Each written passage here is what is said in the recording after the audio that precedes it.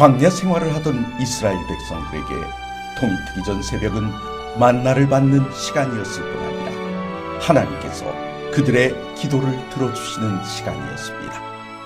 오늘 우리에게도 이 아침은 하나님을 만나는 소중한 시간입니다.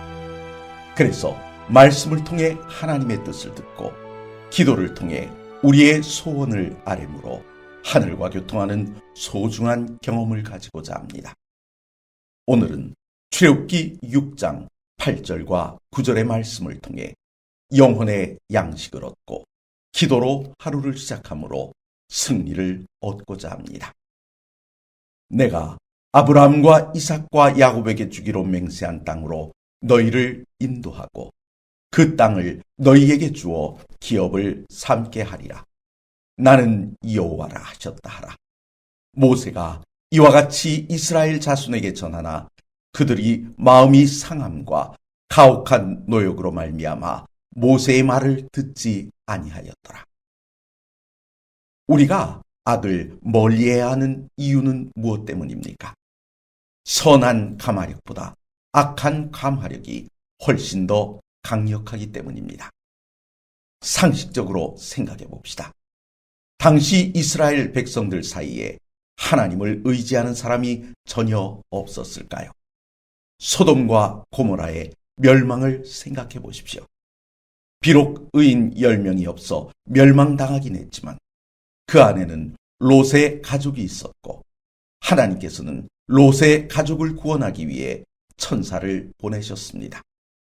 오늘의 본문에서 보면 하나님께서 모세를 통해 구원의 계획을 말씀하셨지만 모세가 바로에게 찾아간 일로 노역이 더 심해지자 그들의 분노는 모세의 말을 듣지 않는 것으로 나타났습니다.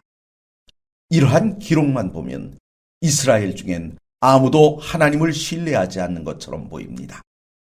하지만 분명한 것은 그들 중에는 조상들로부터 전해져 내려온 하나님의 약속을 믿고 기다린 자들이 있었다는 것입니다. 다만 그들의 선한 영향력보다 불신의 악한 영향력이 더 강력하게 작용하고 있기에 이와 같은 현상이 일어난 것입니다. 우리의 주변을 돌아보십시오. 이 땅에서 벌어지는 현상들을 지적하며 심판의 때가 이르렀음을 일러주면 어떤 반응을 보입니까? 그 중에 어떤 이들은 시대의 변화의 심각성을 인정합니다. 하지만 심각성을 알면서도 변화를 보이는 사람은 극히 드뭅니다. 왜입니까?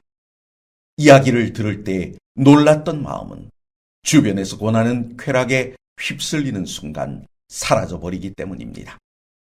악한 마귀는 우리의 마음을 하나님에게서 돌아서게 하기 위해 때로는 쾌락에 취해 더 이상 하나님을 바라지 않게 합니다. 하지만 어떤 때는 공포를 통해 하나님에게서 도망가게 만듭니다. 여기서 주목해 보아야 할 것이 있습니다. 두려움은 종종 축복이 되기도 합니다. 하나님을 떠나 멀어졌다가도 위기의 순간에 하나님을 찾게 되기 때문입니다. 그런데 마귀는 이와 같이 축복이 되어야 할 것들도 저주로 바꾸려 한다는 사실입니다. 오늘의 본문을 보십시오. 고난이 애굽에서 몸에 밴 불순물들을 제거하는 용광로가 되려 하자 두려움이 공포가 되게 만들었습니다. 사랑하는 성도 여러분, 마귀는 오늘도 우리의 오감을 때로는 예민하게, 때로는 둔감하게 만들어 우리를 하나님에게서 멀리 떨어지게 하려고 노력하고 있습니다.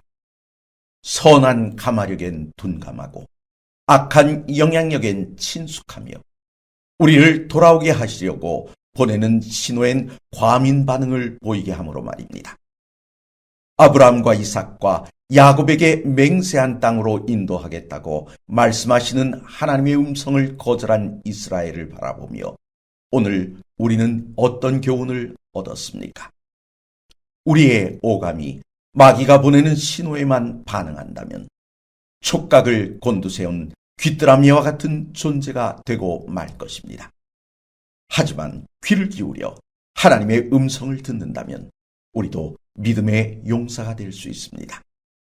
이 시간 귀를 열어 하나님의 말씀에 마음의 문을 열지 않으시렵니까? 주의 은혜가 감각적인 삶에서 듣고 순종하는 삶으로 전환하려는 모든 성도들과 함께 하시길 기원합니다.